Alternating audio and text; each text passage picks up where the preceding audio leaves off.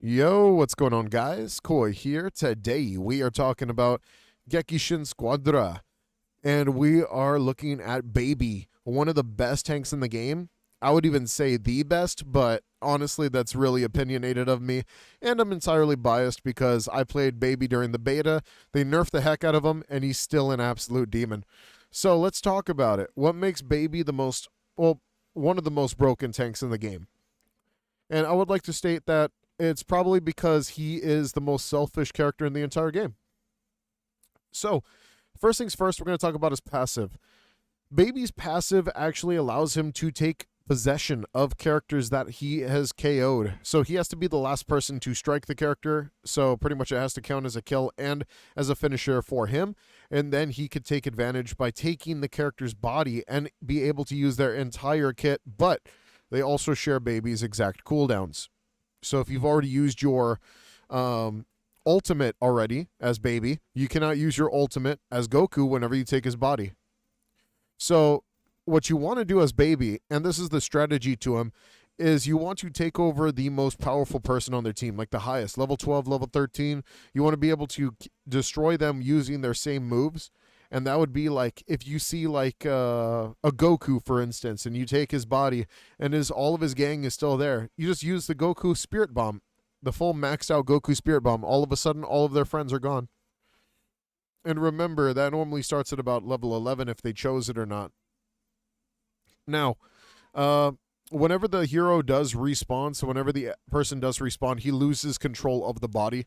So you can't just have the body and then the person obviously spawns in. Maybe towards the end game, you'll have the body for about 30 seconds. But in reality, also the other thing that has to do with it is HP. You'll have a much smaller HP pool, like based off the person's, death. So if the person was, beat by you, they'll spawn and you take over their body, they'll have like a small HP pool to work with. So do be careful not to lose the body too early, but it also does not affect your health. And let's go ahead and talk about his rush attack. Okay. The range is pretty crazy. So the energy blast itself, this actually goes hand in hand with his third one, his third skill, which is possession. Now, what's really cool about Baby and his possession is that whenever you get out of possession, your energy blasts will stay in that range of that possession for the longest amount of time. And it'll keep that range for a little bit. And after that, you'll be able to catch up to the enemy. And we'll talk more and more when we get to possession and the skill and how to use it. But it's just really cool that it actually keeps that range so you can keep the pressure on your enemies. Finger Blitz Barrage. This is your least important move in the entire kit, but what it does is quite interesting.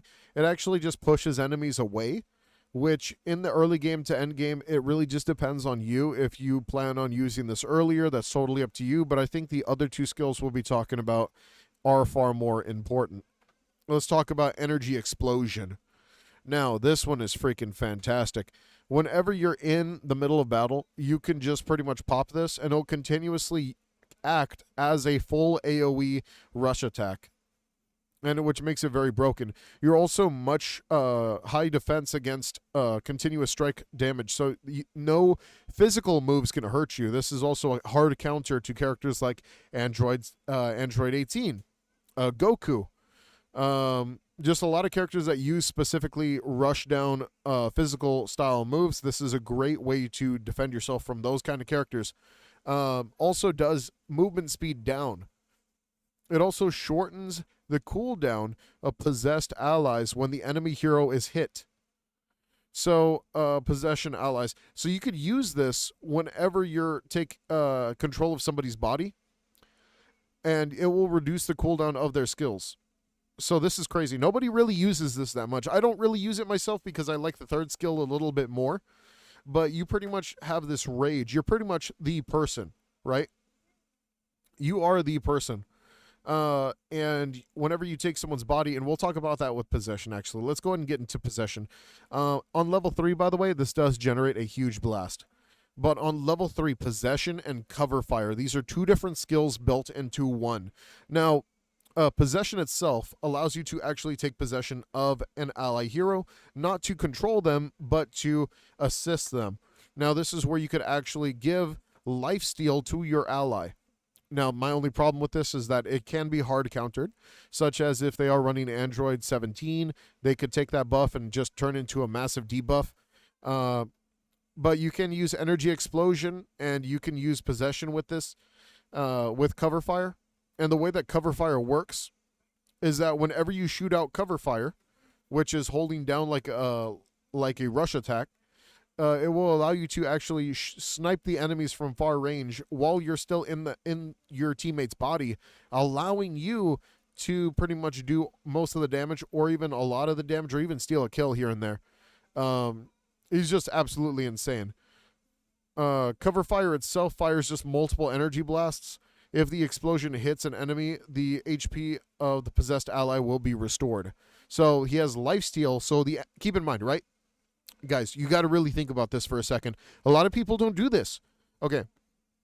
With Baby, if he possesses you, fight. Fight like your life depends on it. Because this is the skill every Baby needs to have maxed out first. First skill 3 maxed out, that's what you need to do. This is better than your ultimate. Because this can keep you alive. This can keep your allies alive. You will regen all of your HP. Let's say you're low, right? You're low as Baby. Jump into your ally's body. All of a sudden, all your HP is back, and your ally has to take all the brunt of the force. Now your ally needs to fight for his life while you shoot from the back end or use Energy Explosion. Then all of a sudden, boom, you're back out of his body, full HP. Now you're fighting the enemy. You use Energy Explosion, and let's talk about that combo. Now, possessed allies, after you possess them and you're using Cover Fire, you jump out of the body after it's over. Use Energy Explosion right away, especially if you're dealing with a lot of people at once. What this allows you to do is slow down anybody who didn't think that you were going to come back with full HP or didn't even know that was even possible. You take advantage, and then you destroy them with Energy Explosion. Your teammates can get in there, and then you jump behind them. Revenge Blast. Revenge Blast is actually insane. Now, if you guys do not know what Revenge Blast is, this is pretty much his final act, so to speak. And what's really cool about this is it deals, what do you call it? It deals a lot of damage, and it's just really good because it keeps you from dying too. So you can use this as a last resort. Unleash a powerful shockwave centered around yourself, obtain extra HP, and deal more damage the next time if it hits an enemy hero. So this is it's just crazy. It just does a lot of damage the more people that are around you too. It just stacks. So this is like your final atonement, really. The more people inside of it, the better. And you also gain a lot more HP. Let's say you're in the middle of a 4v1, like my Vegeta video. If you guys haven't seen the Vegeta video, Baby could do that. But if you have an ally, you could extend that and even make it even better. All right. Now, I don't want to really talk your ear off about glazing Baby, but let's go ahead and talk about what cards you want to use.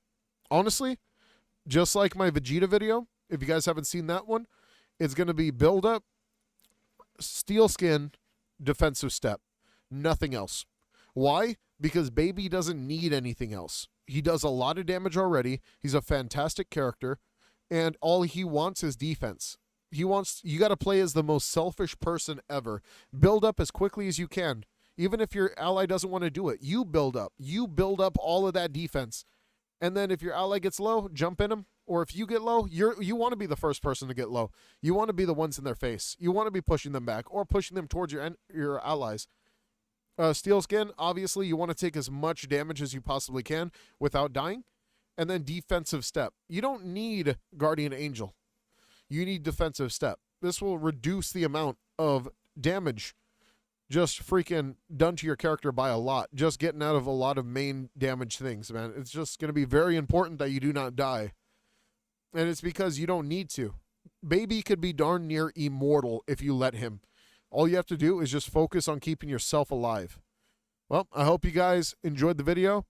If you guys got any questions, comments, or concerns, let me know down below. But remember, don't forget to like, subscribe, hit that notification bell down below. And I'll get to your characters very, very soon. Take it easy and peace out.